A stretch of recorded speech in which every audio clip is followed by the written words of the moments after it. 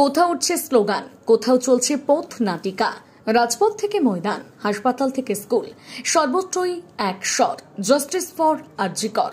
তিলোত্তমার বিচার চেয়ে গর্জে উঠেছে তিলোত্তমার নগরী। প্রতিদিন সমাজের নানা ক্ষেত্রের ডাকা মিছিলে পা মেলাচ্ছেন 8 থেকে 80 সকলে।